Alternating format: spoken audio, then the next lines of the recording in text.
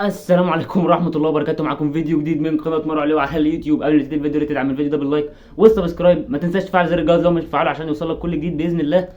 ايه يا جدعان، خرجنا من والله العظيم خرجنا من الماتش بأعجوبة. الحمد لله الحمد لله، ربك سترها وربك نجدنا بجون محمد صلاح في الدقيقة 93. انت متخيل الحكم كان حاسب 4 دقايق، جبنا جون في الدقيقة 93 او 92 يعني.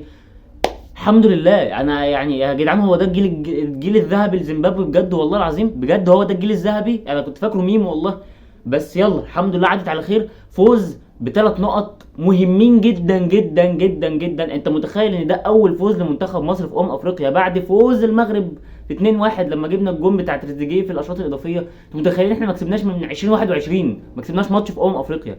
الحمد لله. هنتكلم عن الفنيات طبعا، ما تنساش اللايك والسبسكرايب زي ما قلت لك، ويلا بينا نخش على الحلقه. بص يا باشا، اول حاجه هنتكلم فيها هي التشكيله اللي بدا بيها كابتن حسام حسن الماتش ضد زيمبابوي. في حراسه المرمى عندك محمد الشناوي، باك يمين محمد هاني، باك شمال محمد حمدي، قلبين دفاع ياسر ابراهيم وحسام عبد المجيد، في نص الملعب مروان عطيه جنبه حمدي فتحي، قدامهم رقم 10 امام عاشور، على يمينك صلاح، على شمالك تريزيجيه، في المهاجم الصريح عمر مرموش. اول حاجه تقييمي للتشكيله اول ما شفتها قلت هي تشكيله كويسه.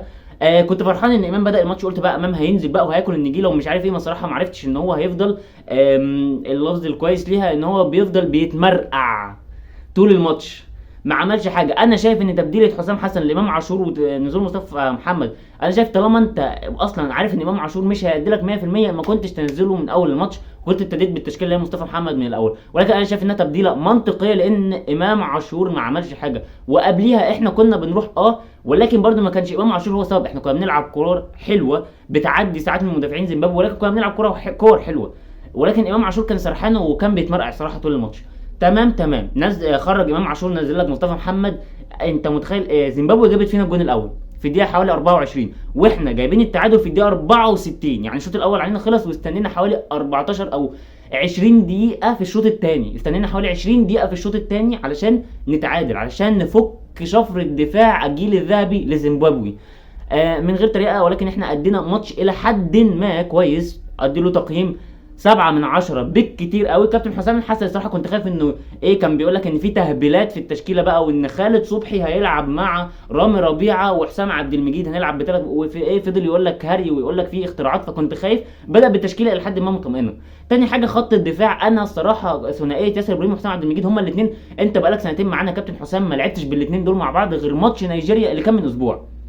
ثنائيه مش واخدين على بعض نهائي، عشان كده هتلاقي ده مش عارف بيسلم مين وده مش عارف بيسلم مين. الجون الاول اللي زيمبابوي جابته فينا حسام عبد المجيد مش عارف، الواد اللي جري وراه حمدي فتحي ما ضغطش، ياسر ابراهيم ما خدش باله عشان كان ماسك واحد تاني، فكان الفكره يعني كان في لخبطه دفاعيه. اتمنى ان انت يا تظبطها يا يتعودوا على بعض بسرعه، ودي مستحيله، يا تلعب بياسر ابراهيم جنب رامي ربيعه اللي هم بقى لهم سنه بيلعبوا من بعد ما عبد المنعم يمشي. لعبوا سنه في الاهلي وكانوا كويسين الى حد ما، احسن من دلوقتي طبعا في الاهلي.